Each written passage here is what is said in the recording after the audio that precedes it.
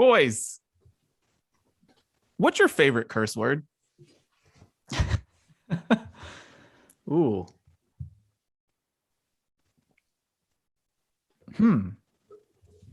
Mine is I don't know. Mine is damn. Because it means so many different things. Damn can be, oh, I stubbed my toe. Damn. Or it can be like, you see a beautiful looking girl down the street. You're just like, damn. It can mean so many different things. What's your favorite curse word? I think I have to go with shit just because I probably say it the most. And if you've listened to this podcast, I use it to describe a bunch of shit just like that right there. It's common, but I also, it's not always negative, right? It's just True. a describer of some stuff, some good or bad stuff. Just, yeah, man, we got a bunch of shit going on. That doesn't mean it's bad. Could be good stuff. So yeah, I think it'll be that one. I don't know. You didn't expect that cold open, did you? No, like I feel like your favorite curse word has to be one that it can't be the one, like it can't be by volume. Like you use this curse word the most, because if you use it the most, that probably takes away like the luster of the curse word. I don't know if this is considered a curse word, but and it's reserved for special times. I love calling people jagoffs. I love that. I love that because like there's so many ways you can describe a person that like you just don't like. But that is unique. It hits people, like when you call someone a jagoff, the people around you have a reaction to that. And the person that you say it to has a reaction to, because it's not the most common, where if you call someone like use the answer word, like, you shithead, like, we've heard that. People say that all the time. I don't know why that one came to mind for me. You made some good points. I'm actually going to change mine based on that. Something that's a little bit more unique. It's used more in an angry sense, but I suppose that could still make it my favorite. I like calling people asswipe. It happens in traffic every once in a while. That's usually when I use that. So you kind of convinced me to switch my thinking there, Chris. I'm going to go asswipe. That's a great one. People don't say that one a lot. No, they don't. Yeah, like what went into my thinking was curse words that can be used in several different ways. Like they can be used when you're really mad, but they can also be used when you're very happy and just in between. And like, there's because, when you're watching TV, they blurt out, they blurt out so many words, but I'm like, sometimes when the word is used in a very nice way, I don't think it should be blurted out. That's fair. That kind of goes back to Dan saying like, oh, we got shit to do today. Like there's nothing wrong. That's not like defaming anybody. Like it's okay. Right. Yeah. Like it's packed to shit in this place. We're leaving in 5 minutes. Dude, that shit was crazy. Like all good right there. That's always good. Exactly. You should be able to watch TV and hear somebody say that. It's like, man, this shit was crazy. No one's mad about that. Like, it's a problem. Right. I love it. I'm for it. Well, let us know what your favorite curse word is, Brunch Breakdown listeners, and let's get the show started. It's Dee out here in Los Angeles. Chris and Dan are in Pittsburgh. It is the Brunch Breakdown podcast. And today on the show, we've got a lot to get to. We got a really cool song contest that we're going to tell you all about here in a second. We've got the best cities for nightlife, and you will be shocked who is in the top 5. And we've got some brunch court leftovers from last week that we're super excited about and what we're listening to. But Dan, get us started. Let everybody know how they can find the Brunch Breakdown, which is now in another place. The Brunch Breakdown it's everywhere. It's everywhere that you can listen to and find podcasts, literally Apple Podcasts, Spotify, Google, SoundCloud, Stitcher, iHeartRadio. Every Thursday, new episodes coming your way. First thing in the morning, ready for you. Hit follow, hit subscribe so you have those episodes coming to your mobile device, your tablet, wherever you listen. Those episodes will come directly to you. Just hit follow or subscribe. Full video episodes also available every Thursday morning, noon Eastern, 9 a.m. Pacific is when those premiere on our Facebook page and our YouTube page, both at the same time there. So you can find those, and they're available on demand anytime after that you'd like to watch as well. And of course, speaking of Facebook, we're everywhere on social media simply by searching at Brunch Breakdown, Facebook, Twitter, Instagram, Triller, TikTok, literally everywhere. Find our videos, find our clips just by searching Brunch Breakdown. And then, of course, we give you what we're listening to every week, and we put that in a playlist curated just for you. Simply search Sounds of Brunch on Spotify. That's updated every Friday for your listening pleasure. Beautiful, Dan. Thank you so much. Thank you for your service. Of course. This is great. Well, let's get into Brews Day. Let's crack some open. Chris, what are you sipping on this week for Brews Day? Yes, sir. My beer for today, for this week, is thanks to my mother-in-law, my father-in-law, who made the trip down from Wisconsin late last week. Before they left, they stopped by my favorite brewery. Spoiler alert, when we do, I don't know if it's going to be brewery of the year or beer of the year from in the brunchies. You're going to hear about Raised Grain Brewing in Waukesha, Wisconsin. Okay. Turns out they have an Oktoberfest, because what good brewery doesn't nowadays? And that's what I'm sipping on today. It's malty. Tastes like fall. I think it's enjoyable. Dee Dee hates fall. That makes it even more enjoyable. I don't know. Like I said last week, I don't know how to rate Oktoberfest other than like it's malty, it's a lager. I like it. Tastes like fall. And you know what? It hits all of those notes this week. So cheers. Tastes like fall. Just never has a good taste in my mouth. I don't know. I'm just like, what is that? You've said that 2 weeks in a row. I'm like, does it taste like leaves? Does it taste like dirt? I don't know what it tastes like. I don't know. It's hitting a little bit better today though, because it's actually like in the 60s here. Whereas opposed to the previous couple of weeks when I was doing Oktoberfest, when it was 80 degrees and humid, it just didn't have the same cachet. So feeling a little bit better this week at Brews Day. Dude, first day at my daughter's been going to preschool since April, and this was the first day. Walked in, they're like, "Do you have a jacket? It's kind of cold." I was like, this sucks. All right. Anyways, let's get into Brews Day. Got another one from our friends at Energy City Brewing in place in Illinois that I can't pronounce. Ithaca, something. I don't know. Something like that. But anyways, we got Crimson Guava Sorbet IPA. Pink guava. Ooh. And you know I love my blood orange. It's all up in here too. And I haven't had this yet, guys. So guess what? If I can open up this tab, which I'm struggling with right now, we're going to try it out live on the Brunch Breakdown. Here we go. Oh, I love it. Let's see. Bum, bum, bum, ba-dun, da-dun, dun, What's that color looking like there? Let's see. Oh, man. Ooh. That's what we're looking at. Oh, yeah. That looks like sorbet. Oh, yeah. An orangish, pinkish hue. Mm-hmm. Oh, yeah. Sorbet. All day. Man. Let's go. This is, you mentioned beer of the year. Put this on the watch list right here. Brunchies watch I may list. like this more than the one I liked last week, which I didn't think was possible. And yeah, Crimson Guava Sorbet IPA, our friends at Energy City Brewing in Illinois. Yeah. Shouts to you guys. I don't know which way your in-laws travel, but and I don't really know where states are. We've gone through this before, but if they have to go through Illinois, I need them to stop at Energy City and bring you some. Yeah, hold on a second here. I know you don't know how to pronounce it, but can you spell the town in Illinois for me? All right, let's see. Dang it, it's covered up again. Oh, here we go. Itasca, Itasca, and I don't know if that's how you say it. Itasca, Illinois. Itasca, Illinois. All right, I'll look that up while Dan does his beer. Okay.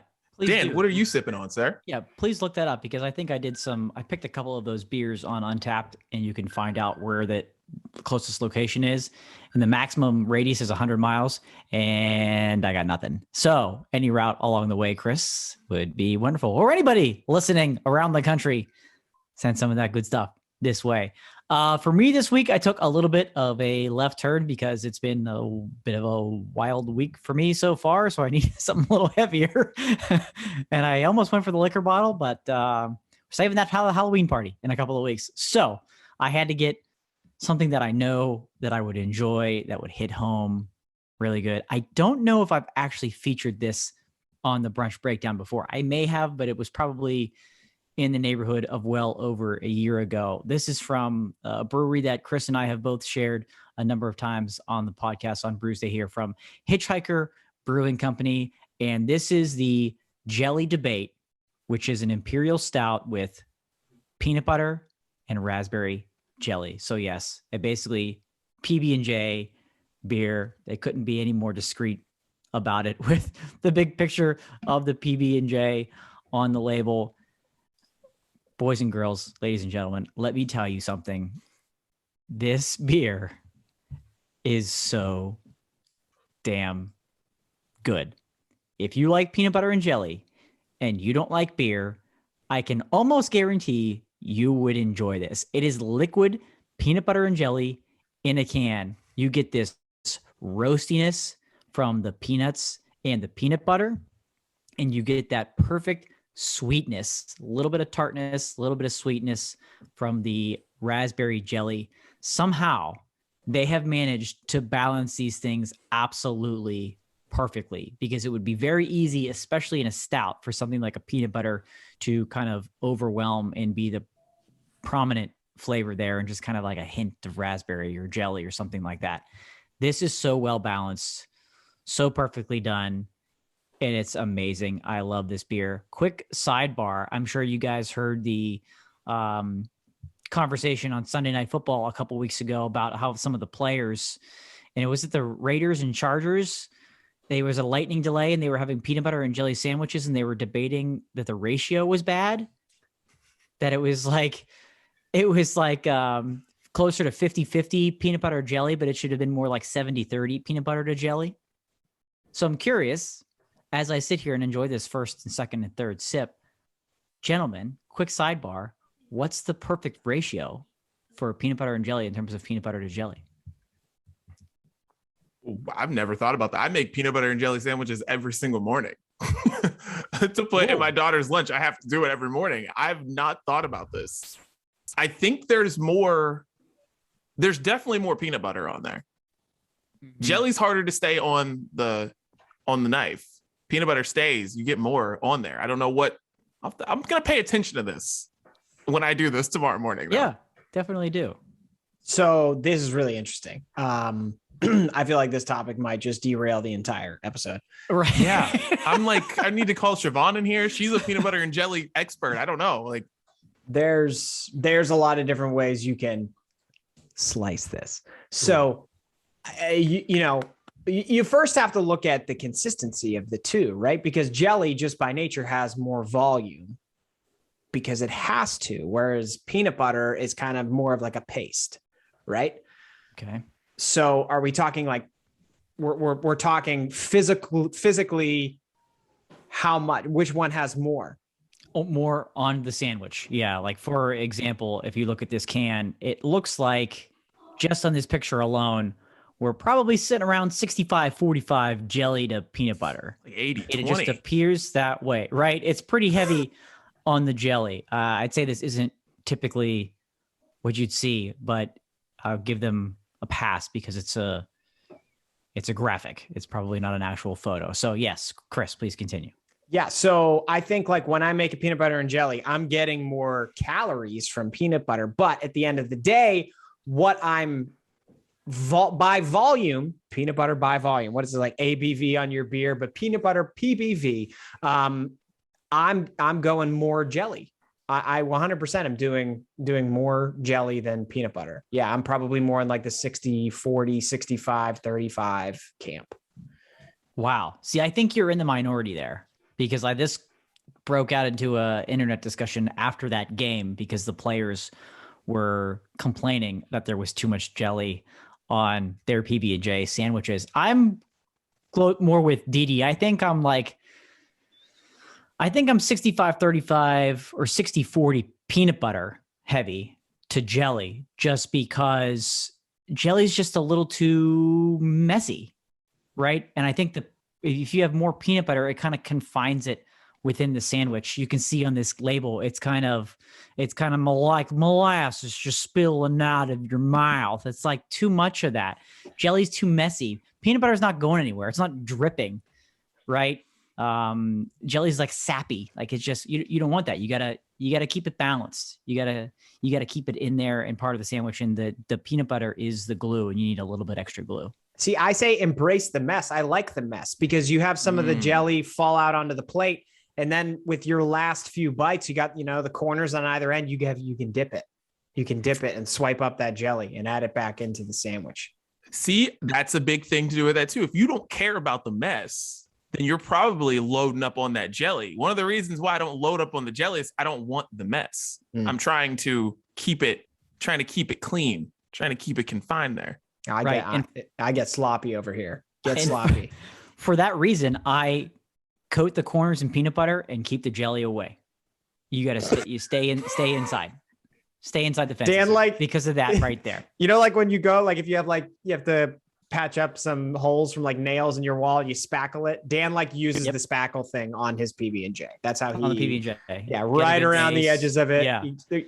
And then I just Bob Ross and paintbrush the rest of that jelly on there. Just pretty little jelly right over here.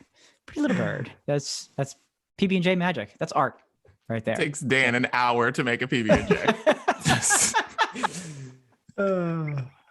This beer is wonderful. So beer. So are PB&Js. Beer. Oh yeah, that's right. Beer. The beer is wonderful. So are PB&Js. I absolutely love and cherish this beer. So I'll be enjoying this with you boys here today. Well, cheers, gentlemen. Cheers to BREWSDAY. Cheers. Didi, we look forward to your PB&J report next week. Dude, I can't wait, actually. I'm really excited to do this. I have become a peanut butter and jelly master over the past, 6 months. Now, hold on. We've talked many times on this podcast about what's that idea that's going to let us retire tomorrow? Okay. Mm-hmm. TM before I say any of this, but should there be a peanut butter and jelly spackle kit? Should there be a kit that sets you up to create the perfect PB&J with the perfect ratio of peanut butter and jelly so that you get it right every single time? Does that exist? I don't think, maybe we need to do some Haven't seen it. Research. Haven't seen it, but it's possible. I like this idea. I like this idea a lot. All right. So we'll cut this out of the episode then. Yeah, seriously. Edit. Yeah. Edit this out. Wow. I want to know if this exists. This is good. And before we continue, Didi, I'm going back to the expert here. When you're cutting your daughter, who is celebrating a birthday today, by the way. Happy birthday. Yeah. Yes. Happy birthday. Wow. How are you cutting that sando? Right down the middle, 50-50, or are you going corner to corner? Well, okay, so she's 3. She just turned 3. It's complicated. So I cut it in 4s. So I got to cut it in 4s. 4 corners. So it's we go 4 corners because, easier to, she's 3. It's easier for her to handle the corner. She can eat it without getting it all over the place. Which is why it's even more important for you to put less jelly on there, because you've got more openings right in the middle, right where those two meet, right on that splurge line. Jelly mess. Yeah. So there you go. I can't wait. Unless he had the perfect PB&J kit. Right. Then he could spackle that son of a bitch up and right up in there. Yeah. Oh my gosh. What a topic. I mean, honestly, I'm glad I picked this beer today. This is good.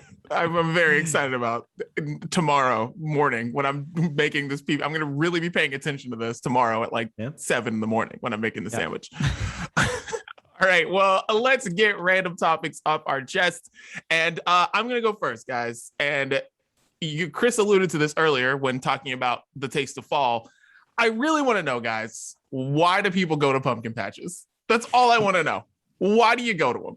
They look so gross. They are so gross. It's not like I haven't been to them, but I don't go to them anymore. That is something that my wife, she does. She picks a friend or her family's in town. They go, they do the fall things. I stay back because I am not fun. I'm not a fun person at these things. You know what I mean? I'd go if I had to, put on a smile, but when I don't have to, it's better for everybody.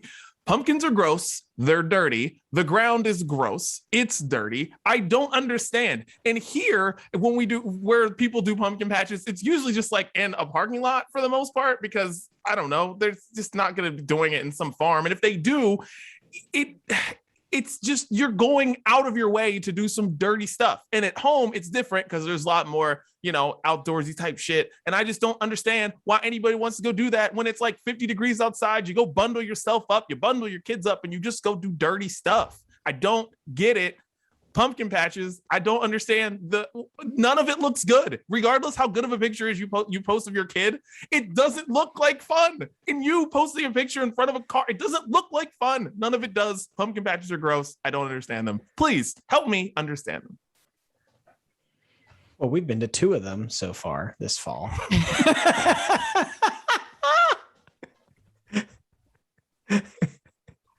And neither of them were like, well, I suppose, yeah, it probably depends on like what you're going to.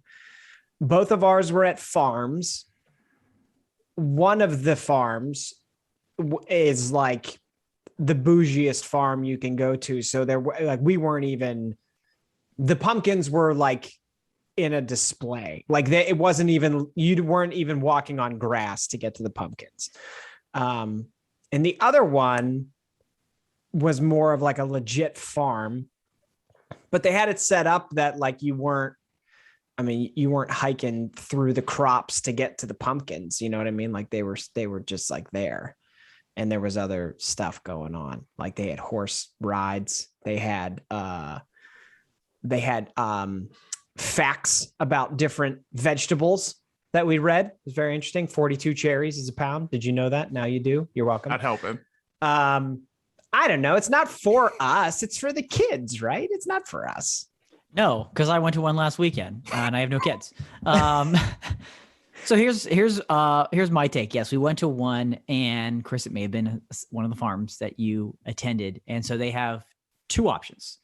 They have the mass selection of pumpkins for you to pre-picked for you to choose from, or you take the hayride all the way up the hill to the actual pumpkin patch where you can DIY, pick your own pumpkin straight from the patch and do it that way too.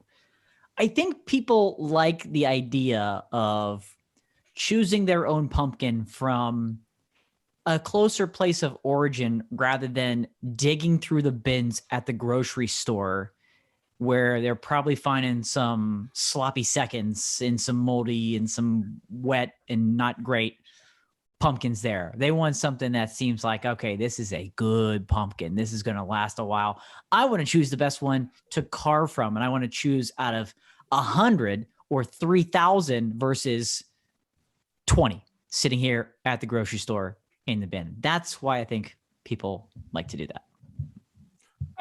And I also found out recently, they're more expensive at pumpkin patches too. Oh yeah. It's the good stuff. It's the good stuff. It's a pumpkin. Go to Target, get a pumpkin. Listen, it's not my thing. I don't understand. I just don't. But is the goal to do you go specifically to a pumpkin patch to buy pumpkins? Because I feel like most of the time we go, we don't even buy pumpkins. We're just like, did you go to 2 pumpkin patches and not buy any pumpkins? Well, no, and one of them we did. And one of them we did, but the other one we went like, so you went part of the reason we went was to like get our daughter out in humanity because she's a COVID baby and is not used to like, I don't know. I don't think she knows like that, like there's lots of other people. So these are opportunities for us to show her the world. Yeah, I don't know. I like, if I had a choice, would I stay home and watch football? Yeah, of course. But it's for the kids, I don't know. Put some boots on. Put some boots on. Get dusty. Just a light jacket. Yeah.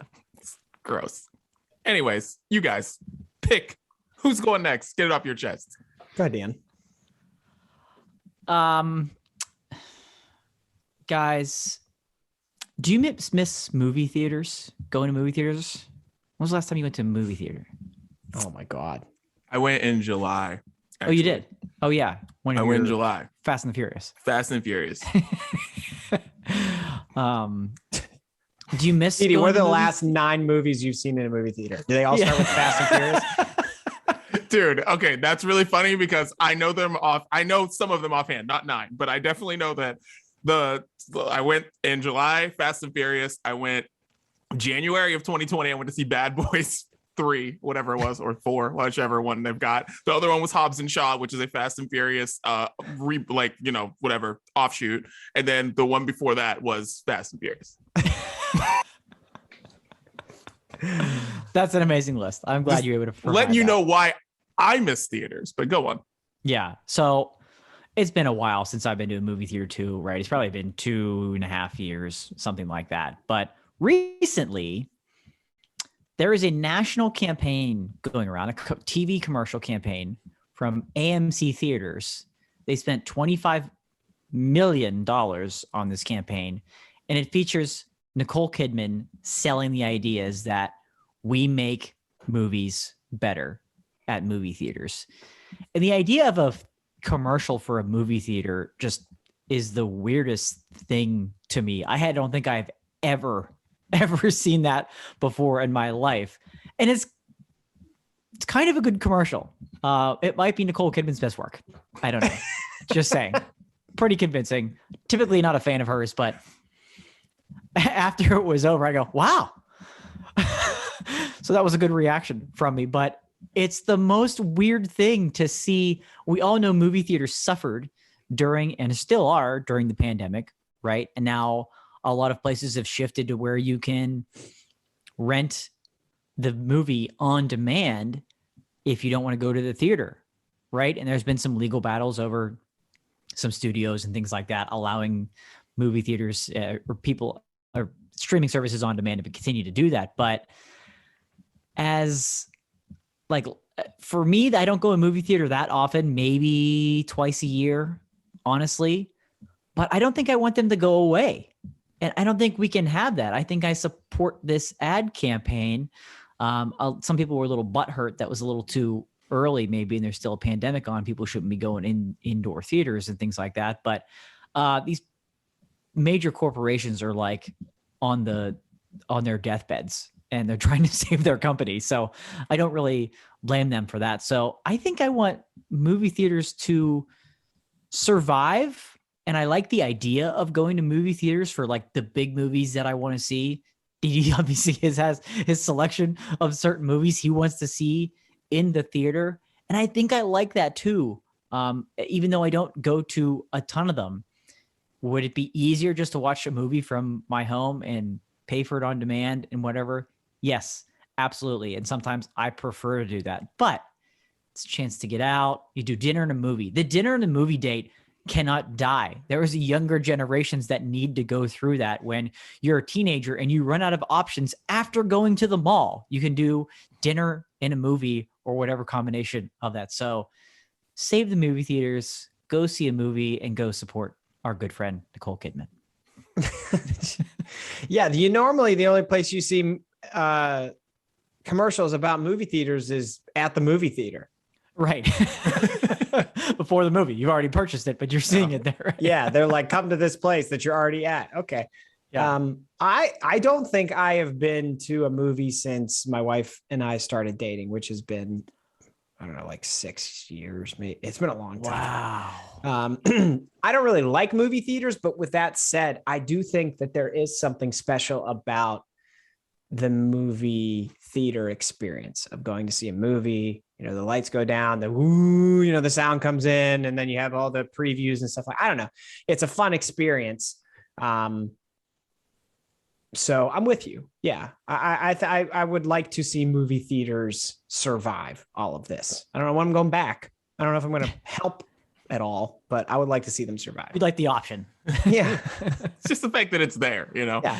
I like that it's there. Yeah. Yeah, I love going to movie theaters, but it's the same. But it's got to be a specific type of movie. I love the fact that now we have this option that I don't have to go see those. You know, those like string of romantic movies that come out in like February and March that like we used to have to go to the movie theater to see. Mm-hmm. Now they're at your house. Those movies at your house are better at your house, and I will pay $20 for me to watch those at my house because there's no reason for me to go to the movie theater to see them. But like, I don't want to watch Fast and Furious at my house.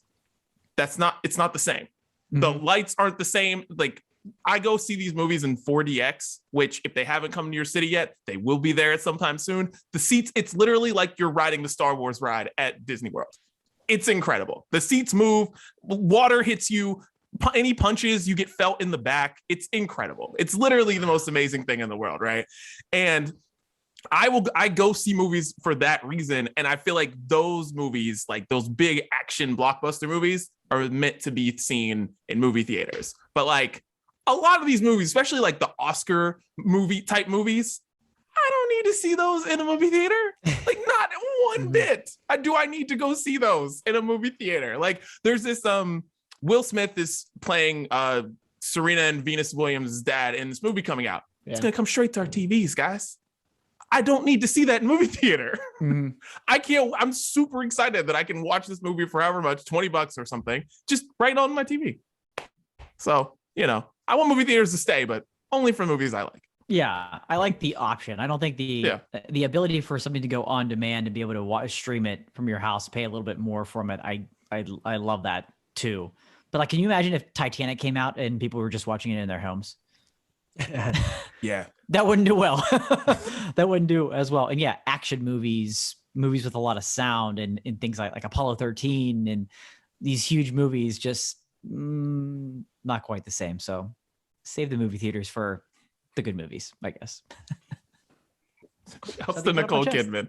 Nicole Kidman. Yeah, save Nicole Kidman. Help a girl out. Chris, get it off your chest. Okay, so how do I want to start this? Like people always say you're going to grow out of certain things as you get older. And there's one thing I've realized that I don't think I'm ever going to grow out of. And I feel like you two might be right there with me. And I want to know if I can confirm that to make me feel better, or not even, I don't feel bad about this, but just to make me like not feel like a weirdo sometimes. Oh, the anticipation is wild right now. I know, I can't wait for you to say what it is. What's coming out? Can I tease this anymore? This anymore? I don't think I'm ever going to grow out of like playing loud music and singing out loud in public when I love a song. I came to this realization like as we're getting to the end of another summer of yard work, and like when a song comes on that I like and I'm mowing the lawn, I'm singing that song out loud. If the right song comes on when I'm going to pick up my daughter from daycare, like the windows are going down and I'm turning the volume up, like because I love that song. And like when you're a teenager, they say like that's a teenager thing and you'll grow out of it one day. You're not going to do that. Like you're not going to act like that. But I don't think I'm ever growing out of it. Like I think I'm going to be 70 and I'm still going to be doing this because like I just love music, and my neighbors probably think I'm really weird. They probably think I have a terrible voice, but I just don't care. And if like the right song comes on and I'm pushing with two hands and there's a drum fill, I'm taking one hand off and I'm like pretending to do the drum fill with one hand while I continue to mow the lawn. Like I can't not do that. And I think I'm going to do that forever. You guys are music lovers, so I'm curious if you're still in this phase like I am. You're 100% correct. I am never growing out of that at all. The one thing I have grown out of that has made me be like, you know what? You've matured a little bit, is driving through a neighborhood at night with my music blasting. That's something that now I understand how big of an asshole I was when I was like in my teen and college years going through neighborhoods. I would turn my music up on purpose because I knew it made people mad. Now I'm just like, that was just a real big asshole move. I've grown out of that. But everything you're saying, Chris, 100%. I'm never growing out of that. That's no phase for me. Yeah, I'm with you both on that one 100%. Even in mid 30s, that doesn't seem like it's going away anywhere anytime soon. And I don't see how it would stop, right? Even with, as your guys' kids get older and I have kids and, they're in the car and they need to they're going to want to listen to their music. Not all the time. And when my song comes on, when no one's in the car, it's still going to be blasted all the way. And I'm rocking out to it. I'm with you 100%. I don't foresee outgrowing that. That's just entrenched in the blood, and it would be, in the hospital at 80 some years old, something will come on. Oh, the speakers will have the earbuds in, and I'll be blasted until the heart stops going. Well, thank you for helping me feel a little bit more normal. To anybody in my neighborhood, if you listen to this podcast, we're coming to the end of Chris Gates' concert season, but it will start up again next spring when the grass starts growing. And you think your neighbors think you look weird now. Wait till because Olivia's going to have her own music here coming in this year. That's something that you're going to like realize, that like you're playing music in the car and all of a sudden someone in the back seat one day comes out of nowhere, is like screaming, Paw Patrol, Paw Patrol. I want to hear Paw Patrol. And then you have to play it. Then when you're cutting grass, that playlist all of a sudden randomly shows up and you're jamming to the Paw Patrol soundtrack while you are cutting grass. Then your neighbors will think you're weird. Here's a question for two professional fathers like yourselves. How long do you think you could get away with convincing your kids that only certain sounds and music are available in the car? And that's just not one of them. Yeah, you can hear it at home. You can hear it on a little one of these or whatever, but that just can't work in the car. And you have to listen to dad's music in the car. How long could you get away with that? Could you? Doesn't work. Just letting you know, it doesn't work. I've tried everything. It doesn't work. I can try it. I mean, my daughter already knows that music comes from the phone because she's like 14 months old, and she plays the Space Jam soundtrack on Spotify. Like she knows what's going on. I think kids they're like already too technology savvy to get fooled, but I'll try. Oh, yeah. Worth a shot. You can maybe buy a year. Right. Yeah. Maybe.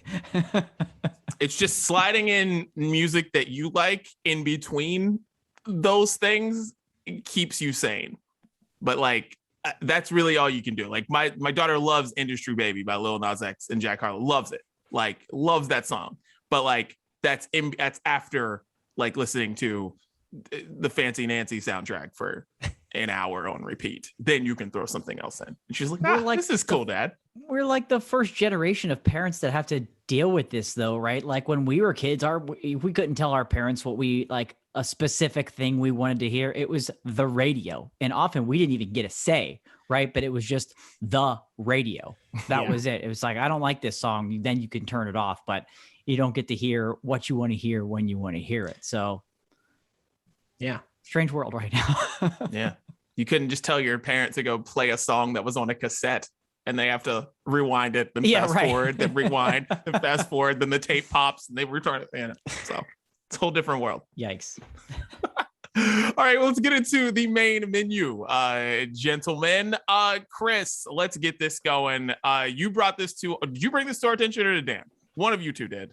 It was me, but it was courtesy of good friend and listener of the program, Tyler. Actually shared this and thought this has Brunch Breakdown written all over it, and he was right. Well, it is pretty awesome. You enter a contest where you choose 5 songs for a party. Whoever gets the most people to dance wins 10 billion.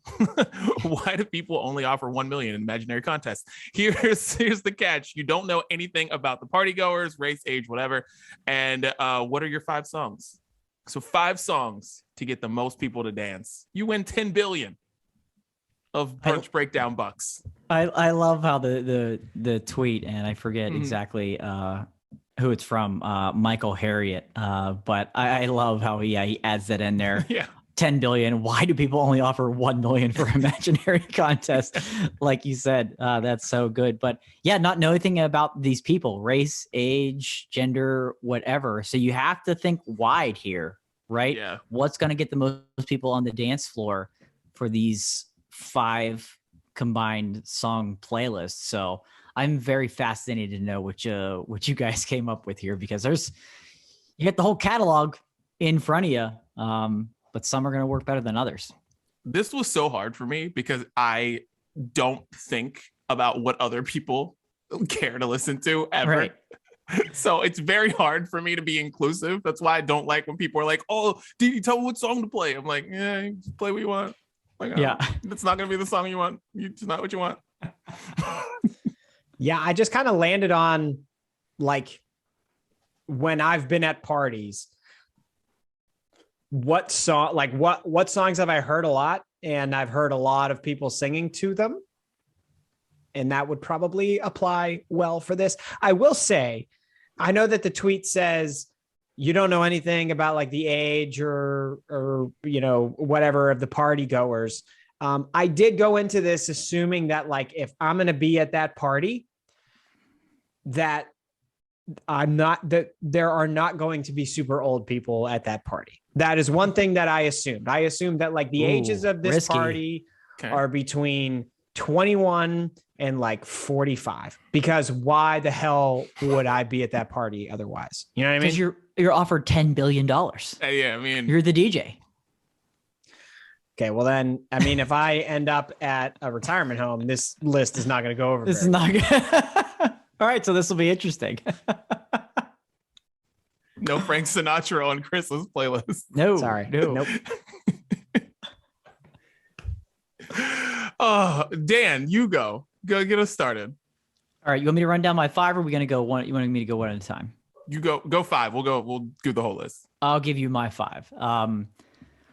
So yes, I did kind of use Chris's demographic there as the base, but with the kind of some of those layers too, thinking that, yeah, there could be young people here, there could be really old people here. So I tried to keep it a little bit in flux with not knowing anything about these people, right? So first song, no brainer, Timber, Pitbull, and Kesha.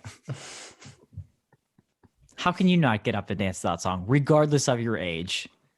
Timber by Pitbull and Kesha, a no-brainer. Another one that I went with is Rihanna and Calvin Harris with an absolute classic, We Found Love. I mean, that kind of started the whole EDM era. I feel like that song is so monumental with that, and anybody can really dance to it. Now I kind of skew away from that target a little bit. Give me the Cupid Shuffle. Old people love it. Young people will do it if other people are doing it. Easy to learn. So give me the Cupid Shuffle on this one as well. For my final 2, I went with a man who just literally pumps out hits, and half of them are dance songs and extremely popular. If you say "ya ya ding dong," I'm stopping the recording. Yeah, it's done. If you say Will Ferrell, if that's the next word that comes out of your mouth, I swear to God, done here. It's unfortunately not. I kind of wish I would have thought about that. No, but Bruno Mars, 24K Magic. And I feel like, again, that's one that a lot of people know because they've heard it literally everywhere. Doctor's office, grocery store, weddings, everywhere. And I think you can get a lot of people up for that one. And last but certainly not least, Dancing Queen by Abba. An absolute jam, an absolute classic. Again, you're still getting young and old people along for that song, the whole demographic. So Timber, Cupid Shuffle, 24K Magic, We Found Love, and Dancing Queen are my 5. That's a solid 5.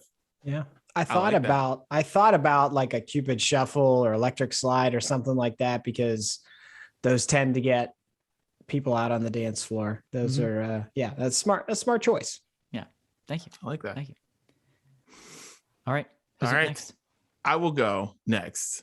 So I tried to think about as many people as possible here. I tried. We'll see how it goes. Usher, yeah. That beginning of that song gets everybody on the dance floor immediately. That's how I think in my head. Boom, boom. Everyone's on the dance floor. It's done. Gold Digger. Kanye West and Jamie Foxx. Ooh, good. Then we get one for the old people, September. Everyone loves that song, except me now, but September. We've been over this song. Yes. Right? We've been over. Then we go to the early 90s. So shouts to Gen X and whatever generation came before that. Baby Got Back. Oh, man. And then wait, hold on. Good pick. There's probably kids at the party. Old Town Road.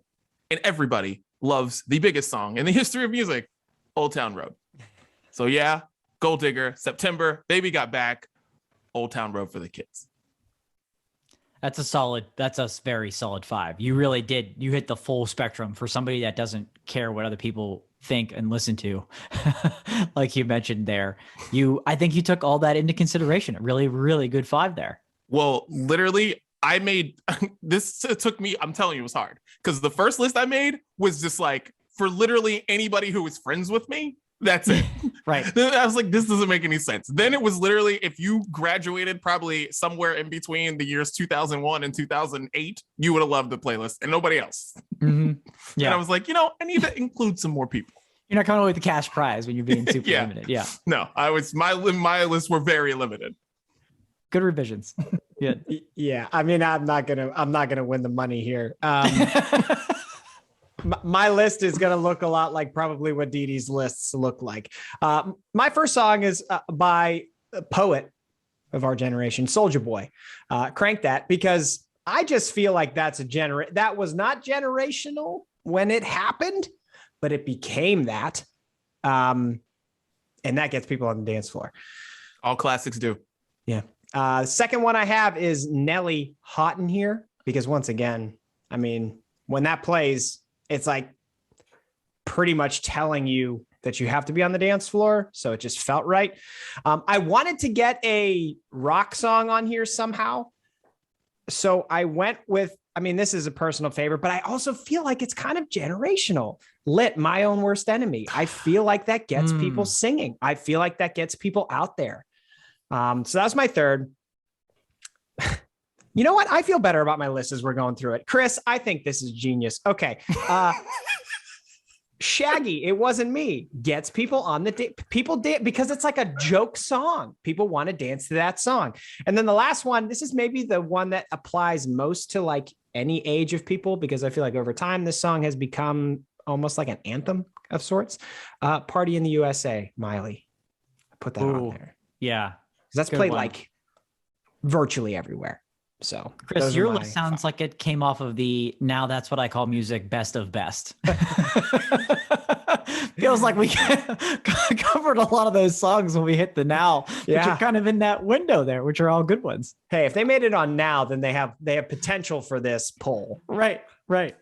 I think I like your list more than I like my own. Because I was like, because that's man. No, you like my list more than yours because you like my list. That's why. It's not necessarily best for all ages. This was just like a Dee Dee is bored list, I think. Yeah, you'll enjoy that party more, but Chris isn't coming away with $10 billion. It's just that simple. Because it's fine. Because if I would have put the, I don't know, Electric Slide on there and like Come On Eileen, then everything would have been better. But I didn't. And that's okay. Dude, I lit. I don't know why that didn't come to my mind. I didn't think about that. But that song is, of course, that is just sneaky good. Yeah, that's a really good one. Man, these lists were good. Yeah. People, let us know who had the best list for everybody. I guess I was going to say, you could tell us who had the best list for you, but Chris might win all those votes. But yeah, tell us who won, who's coming away with the $10 billion prize. Maybe we should have considered this when we did the Now bracket as well. Which Now album had the most dance hits? if you could play one now album at a wedding, and it's which one's going to get the most dance people in the dance floor, we certainly don't have the time to go through that again, because there's now CDs. That was a lot of homework. Oh my God. So much. I can't believe we did that. I haven't worked so hard on something since I was in school. Yeah, right. Like, a lot of that time. was pretty ridiculous. We should have gotten a PhD for that project. That was ridiculous. Yeah. But this was fun. This is a great idea. Thank you again, Tyler. And yeah, let us know. And let us know what your list would be, right? At Brunch Breakdown. Give us your 5. Give us your 5 if you want that $10 billion prize. Surprised no boy bands on either of your lists, because I thought for sure there would be at least one. And when I was reading the list, I almost changed it last minute, but I was like, no, that's not fair. Not going to do it. But I Want You Back and Sync is what in my head, I was like, that was a song that I was like, I should have put that on there. I thought about it too, and honestly, I literally thought Chris's first song was going to be a Backstreet Boys or NSYNC song. So did I. I was like, I would have put money down that his first pick would have been one of those.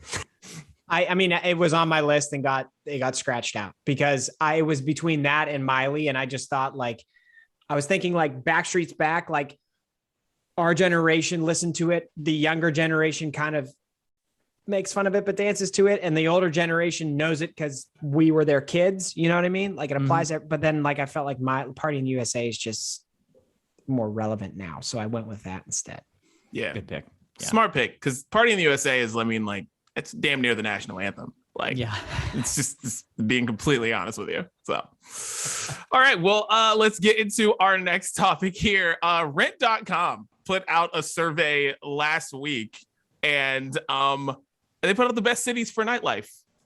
And there are some surprises in there. That is for sure. Chris, take it away. I mean, what can you say? The best cities for nightlife in America. Anybody listening, you probably have your own opinions. Guys, I will run through the list here and then we can just dig into this. Okay.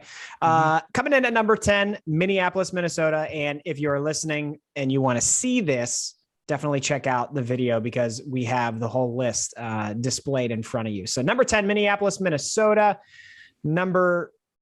Where's number 9? Oh, it's a tie for number 8, Rochester, New York, and San Francisco, California. We go to number 7, Portland, Oregon. Number 6 is Orlando, Florida. Number 5 is Miami, Florida. Number 4 is Fort Lauderdale, Florida. Number 2 is St. Louis, Missouri, which is tied at number 2 with Pittsburgh, Pennsylvania. One of these things is not like the other. And number 1 is Las Vegas, Nevada. The reason that this became a topic in our group chat was, I mean, the 3 of us love Pittsburgh with all of our hearts. And in terms of nightlife, going out on the town, having a time, we've had a time or two. But when you put it right next to Las Vegas, Nevada in anything, I'm offended because we also have had a time or 2 or like 5 in Las Vegas, and these 2 things are not the same. I don't even understand. I really don't. I don't understand anything on this list. For this list to be in the same conversation with Vegas and in the same conversation as Miami, Orlando. Yeah, nothing compared to Pittsburgh. Or suckers.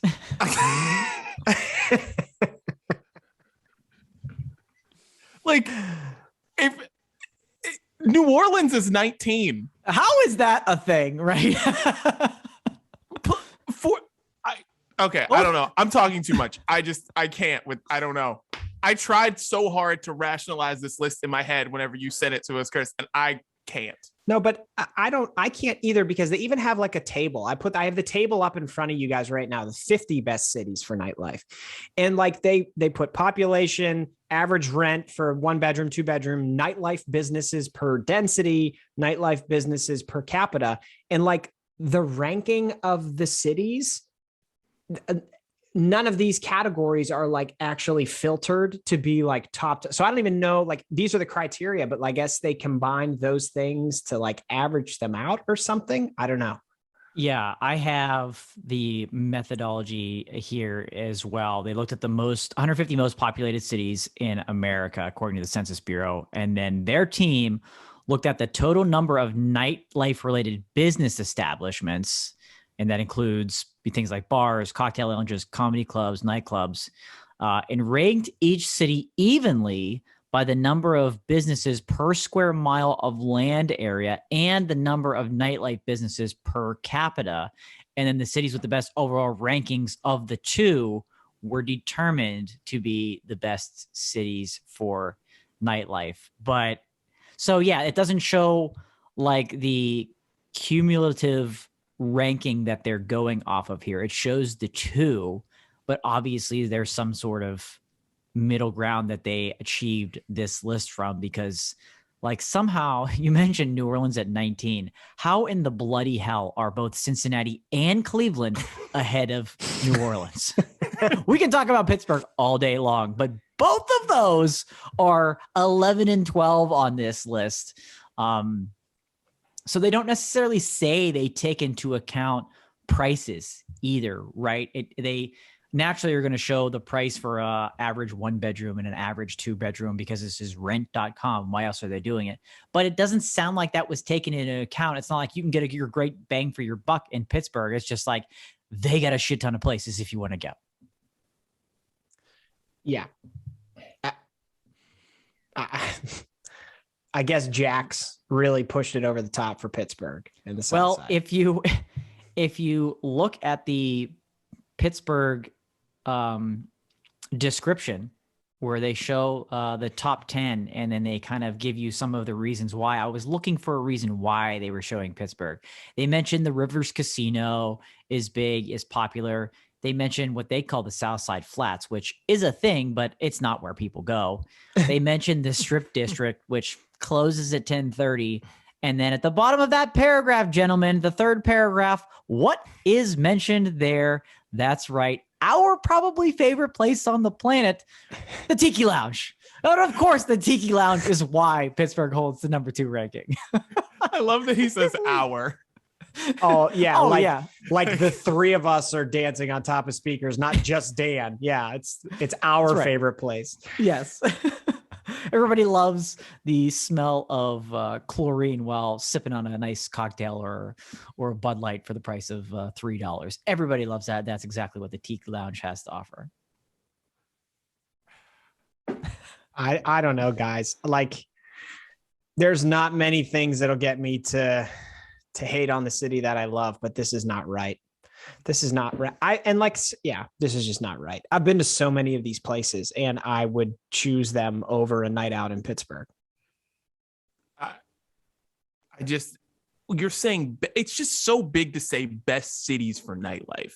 Because even in the Pittsburgh thing, it says like, oh, you'll have so much more money in your pocket. Then make it the list of the best cities that you'll have money to go out or something. Yeah, right.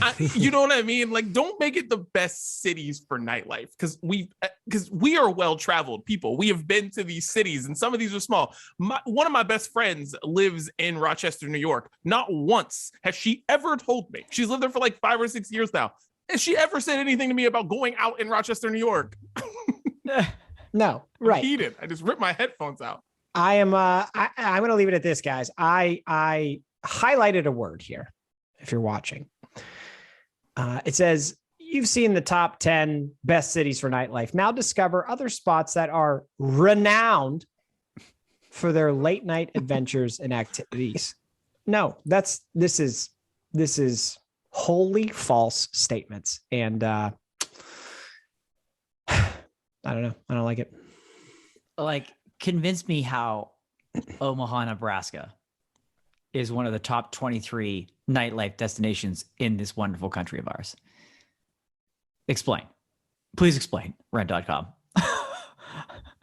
Like, I've been to Buffalo, New York. No. Absolutely 100% no. I don't understand. I don't get it. Like, I've been to Denver. I love Denver nightlife. I love it there. I have no idea how it's 18 on this list, behind Cleveland and Cincinnati. I have no idea. Yeah. By the way, for our friends in the state of Ohio, Cincinnati's 11 and Cleveland is behind at 12. That also doesn't make sense. Yeah, that's the part that makes the worst. That's the worst part of this list, is that Cleveland is behind Cincinnati. Not only are they above all these other places, it's behind Cincinnati. Right. The amount of times I've gone to the Cleveland area to visit friends and we chose not to go to Cleveland that night should tell you that they do not belong in a top 50 list of nightlife. And the times that I have gone to the city of Cleveland to go out, do you understand how far I've had to walk to go from like one place to the next because there's nothing there? It's just That's true. ridiculous. They're all drivable. Yeah, you have to drive around to get around Cleveland. That's for sure. But that's right. That's probably another factor for Pittsburgh, right? It's got second most bars per square mile that the Carson Street does, second most to Bourbon Street. Isn't that right? In New Orleans, it has the most in that one, like whatever that stretch is, the amount of bars along that one road is the second most, just behind Bourbon Street. But again, then you have New Orleans at number 19 on this list. So it's a factor, but it's obviously not that big of a factor. Yeah, I tried to rationalize this list in that way too, but it still didn't make any sense. It just still doesn't make any sense. Like, I get what they're saying about Pittsburgh, but I'm just like, no. And I'm not saying this because I'm like, oh yeah, where's LA on the list? No. LA is a terrible city for nightlife. Here's what LA is good for. LA is good for you going on like 5 different adventures in the same night. But you have to go there. Like, LA is so huge where it's like, you're not going to just one place in one area. It's like, no, you'll be at a concert in West Hollywood, and then you'll drive across the city to another place, and you'll drive in the city to another place, and you'll end up having this wild ass night. But like, it is not convenient for nightlife. You're taking like 4 Ubers and you're gonna have an adventure in LA. But like, I still am just like, I'm happy Portland's on the list. I like Portland being there.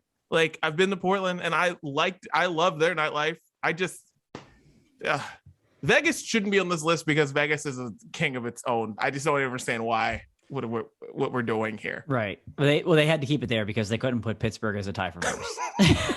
That's why. To your point about LA, largest city on this list of top 50 is Chicago, comes in with the most population as the largest city. And they're at 33, but just to keep in mind, 2 slots behind that at 35, Akron, Ohio. And so again, I don't know how seriously to take this list. Where's Kent, Ohio on the list? We're just going through all the cities in Ohio. Dude, come on, it's got to be above Akron. They have Toledo in the top 50, which is like how bad do you have to be in the they have the bottom 10 here as well. Moreno Valley, California. Number 1 worst. Elk Grove, California, the worst. Grand Prairie, Texas, a lot of Rancho Cucamonga, our favorite. Number 6 worst. Chesapeake, Virginia, Port St. Lucie, Florida. That's a great little town. I don't know about the nightlife, but apparently it's one of the 10 worst. So I can't even imagine how bad your nightlife has to be if you're on that bottom 10 list. Maybe this is the list we should be taking more seriously. It's incredible. Dude, Grand Prairie. I almost lived in I was like this close of taking a job there after college. Oh, wow. I was like very close to doing that. I'm happy I didn't after seeing that list. But yeah, for real, man, that close. My God, that was something. Let's get into brunch court. Much happier conversation. Dan, we hope anyways. Dan, what do we got for brunch court? Yeah, we had a couple items left over from last week, so we're going to keep the 2 in the beverage category together. Chris, let's pull up the new Pepsi up here first. Now, before I go into detail here, this is not something that's being sold in stores. It's one of those limited edition releases where you can, register online, or you can sign up, or there's a competition, a contest, whatever. So it'll start that way, but if it goes well, they'll sell it in stores. This is Pepsi teaming up with their good friends at Cracker Jack. That's right. Cracker Jack, the classic ballpark combo, Pepsi and a Cracker Jack. And yes, they're not just putting their logos on the cans together. This is pop with popcorn, peanut, and caramel flavors to taste like Cracker Jacks. So again, only 2,000 cans available.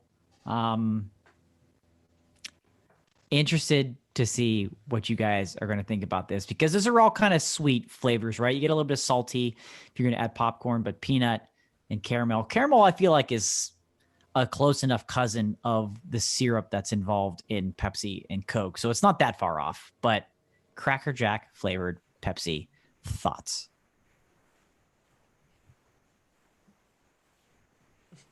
Speaking volumes, just by the silence, it's volumes. Just no. But I'm also somebody who doesn't like Cracker Jack. So I'm already out when you see Cracker Jack. Not something, no. I don't want this, but I don't hate the concept, because this kind of reminds me of like vanilla Coke. That wasn't for me, but a lot of people liked it because it was like adding a sweet flavor to a sweet flavor.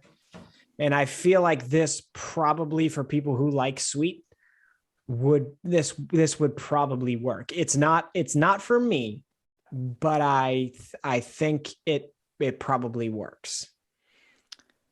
For me, I completely agree with one of you, and I'm siding with Chris on this. It's not for me either. I would certainly take a sip, try a sip, not buy it if they decide to sell it. But I think there will be people that will like this. I think these flavors make enough sense. The sweet, like I said, the caramel is close enough to what I think the natural ingredients are. Peanut, anytime you add peanut butter, whatever it is, to anything, hello, jelly debate. Wonderful, delicious. And popcorn, you can maybe get a little bit of salty with this sweet and salty work well together. So I think this has potential to work, but it's just not necessarily something that I need. Yeah, I think what Dan said about complementary flavors is important here, because like we've done macaroni and cheese ice cream before. Right. Right. And like, so yeah, I think these could be complementary of each other. See, you guys swayed me now, and I'm surprised they're not releasing this like wide, if just for like a short amount of time, like during the baseball playoffs or whatever, because my dad would buy cases of this shit. You know what I mean? Like, I feel like there's a generation there that like this was their shit. Like, they love Cracker Jack. Like, probably the reason we know Cracker Jack is because of our parents or someone older in our life, because they love that shit. And I feel like if they release this wide for like the month of October or whatever, I feel like it would be crazy. So like, you guys swayed me. I should not thinking single-minded. Got to think more open. And yeah, like this would sell like crazy. Okay. The defense rests. Yeah. Looks like we've got three that approve that on Brunch Court. Okay. A rarity, but we'll take it. This one, I don't know if it'll quite go that way. We've got another beverage selection. The Bud Light Ugly Sweater Seltzer Pack. Now they've done this. They did this last year. So this is some new flavors, and we broke down, I think, the summer pack, whatever it was that they released around Memorial Day. So we want to do the winter ugly sweater pack, and naturally the cans all look like ugly sweaters. But gentlemen, there's only one returning flavor from last year's ugly sweater pack, and that's cranberry. Makes sense. Natural, right? 3 new flavors added to the ugly sweater seltzer pack: sugar plum, seltzer nog, and cherry cordial. So sugar plum, seltzer nog, and cherry cordial, all, yes, winter-related flavors to go along with the Bud Light Seltzer Ugly Sweater Pack. I'm dying to know what you guys think. I think you guys maybe enjoy seltzers a little bit more than I do. So it's hard for me to give a strong opinion here, but dying to know what you guys think about these 4 in this variety pack. Volumes. I don't like seltzers at all. So I have only had a few of them. I didn't like any of them, and I stopped trying seltzers altogether. So I'm probably the wrong person to rate these. Dee Dee is probably better of the 3 of us to do so. I just like sugar plum, seltzer not like, I don't understand how that is a seltzer drink. Like, I can't wrap my mind around that. Cranberry, sure. I can picture what that tastes like. I'm sure cherry cordial is just like cherry. I can picture that. Sugar plum and seltzer nog, especially seltzer nog, like nog. I can't wrap my head around that flavor as a seltzer. So I for that reason, it's not because I don't like it. It's just because I don't think it would work. So for that reason, I say I'm against this. Listen, I do love seltzers, but like these 2 in here, sugar plum and seltzer nog, like seltzer nog, like I think eggnog is disgusting. So like the thought of that somehow turning that flavor into a seltzer, it's the most opposite I can't thing. even think about it. Like, it would take so long for me to sip that. Like, you know, when you're just like, you know, something's gross and you're just like, and you got like cough medicine. I don't know. It would take me so long to even take a sip of that. No, like cherry cordial. Cool. I love cherry cordial ice cream. Cranberry. Yeah. No, I don't. Half this pack gets a big no from me. So nobody should buy this whole pack. Yeah, seltzer nog is clearly the most confusing. Like, eggnog is literally the thickest thing that you can call a liquid to drink. Like, that's the top of the list. Ugh. Right? That's the Las Vegas. Anything past that, it's not a liquid. It's a sauce. Okay, it's gravy. It's not like, that's as thick as it gets. So then to go to the complete other end of the spectrum and have it like as a water, a seltzered water, really, really makes no sense. And I like eggnog, and I don't think I'd come anywhere near seltzer nog at all. Yes, like you guys are saying, cranberry works. Cherry cordial, I could and it couldn't. It depends on how much like chocolate is in there, right? Because it's like a chocolate covered cherry.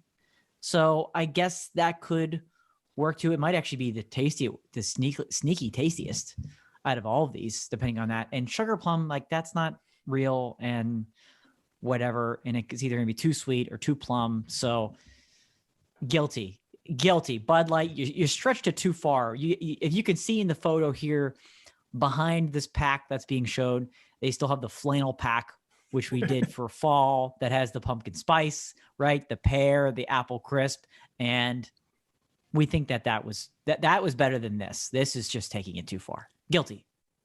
Yeah, I just think like what they're doing with seltzers now is like what they have been doing with beer.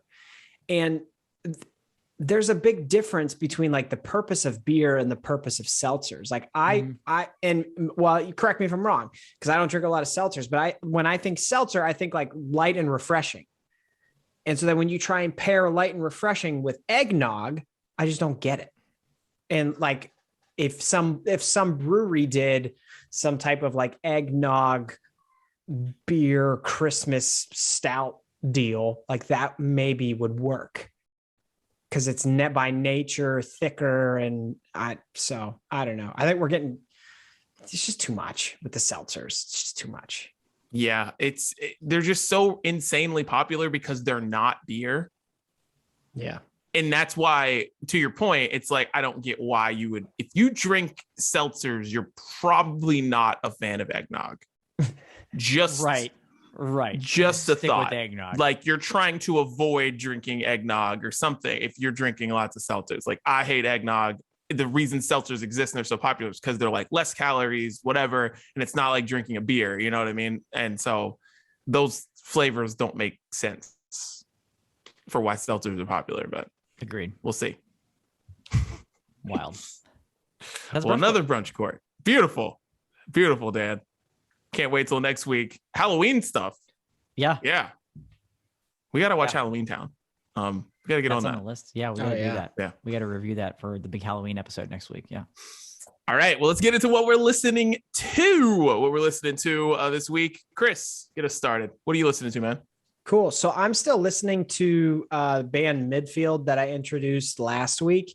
I want to put another song on the playlist from them this week.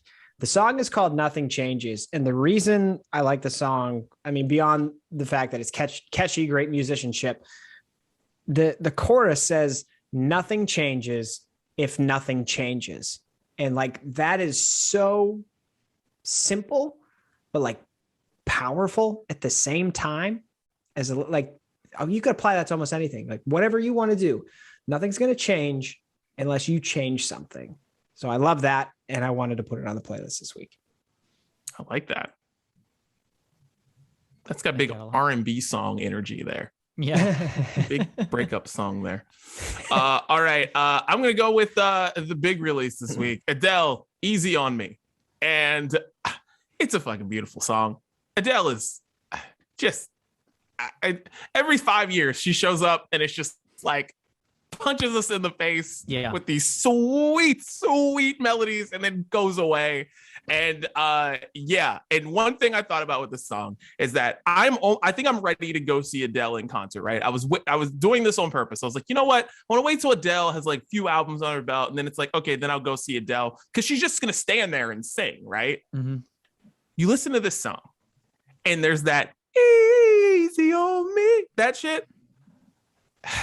You go to the show and there's going to be thousands of people around you singing that.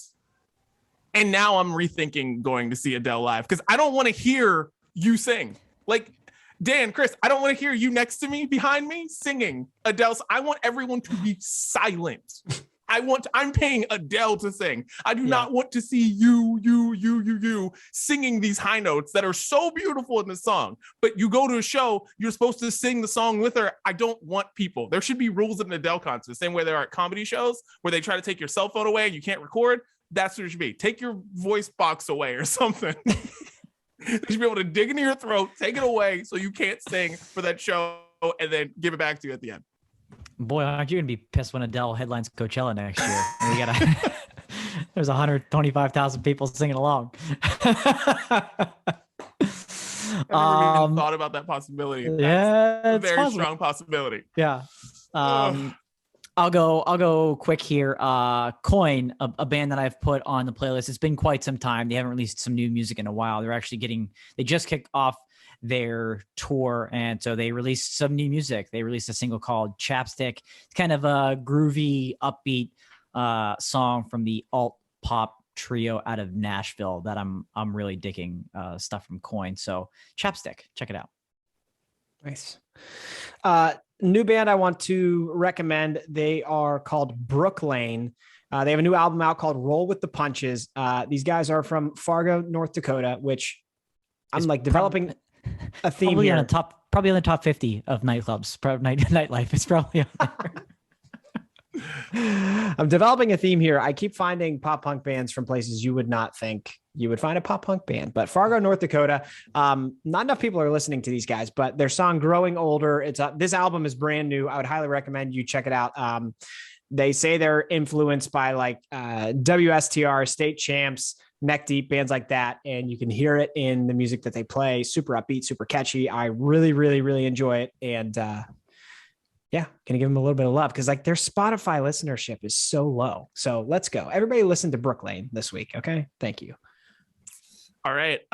Mac Miller, his Faces mixtape is now on streaming services, so everyone can listen to this everywhere. It was a mixtape that he put out in 2014, and for me, it is my favorite Mac Miller project because it was just like, this was when I was like, oh my God, like he's going to be huge. This is a big deal because it's just so good and it was so different, and it's cool to be able to just have it on my phone and just listen to it whenever I want. So I'm going to put a couple songs on there. Here We Go is definitely one. Weddings, definitely one. But yeah, the Faces mixtape, if you haven't listened to it before, or if you haven't listened to it in a long time, which is the case for a lot of people, definitely listen to it. It's super good. And it also eerily gives you, his mindset at that time, which kind of makes you think like, damn, like he was kind of telling us some stuff. So check it out. Mac Miller Faces mixtape.